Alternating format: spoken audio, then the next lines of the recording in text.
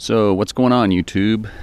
This is Haas, and today I'm going to do a quick walk around on my 1973 Datsun 240Z.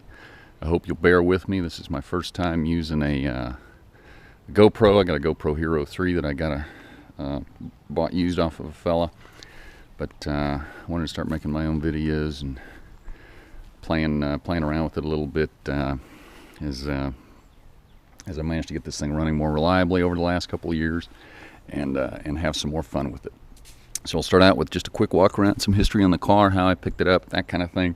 And I'll probably shoot a separate video on details on the drivetrain, the suspension, and then probably one on some of the interior upgrades that I've done. So without further ado, this is a 1973 Datsun 240Z.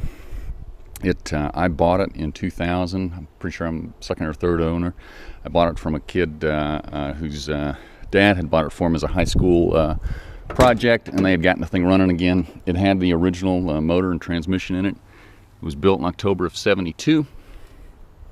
So when I did buy it, like I said, it did have the original, motor and transmission. I've since transplanted it. If I had it all to do over again, at the time I had a '72, I probably would have hung on to that car because that car had been in a pretty severe accident and had a lot of damage to it, and I would have hung on to this one to keep it original.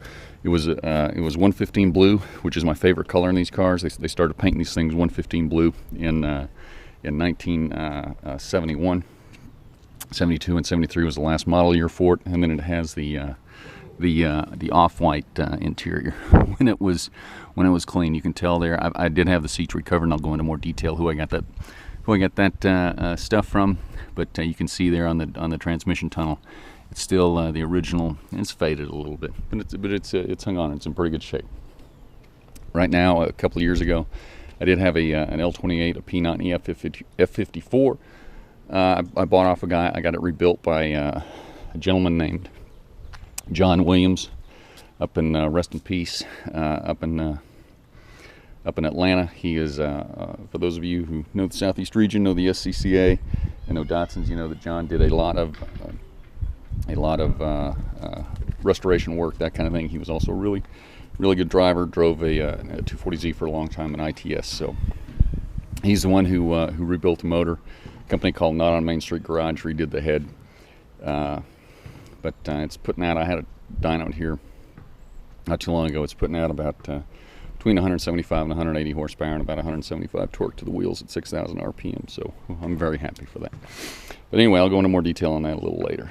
Other than that, car I put Koenig 15x7 rewinds that I bought a couple of years ago. I've also got on the front, I've got the 4-pot caliber upgrade with the 300ZX rotors. That does help somewhat on your braking, although your pedal pressure can be pretty stiff depending on how much vacuum you're able to pull off of your intake. The rears are pretty much stock. I also put Techno-Toy tuning coilovers on it. They're adjustable coilover setup. Really happy about that. I've only had it on there a couple of months though, so I'll let you know how that goes. Other than that, let me think what else. Car's got a 5-speed on it, a close ratio, custom build by a gentleman who put the motor in the car. It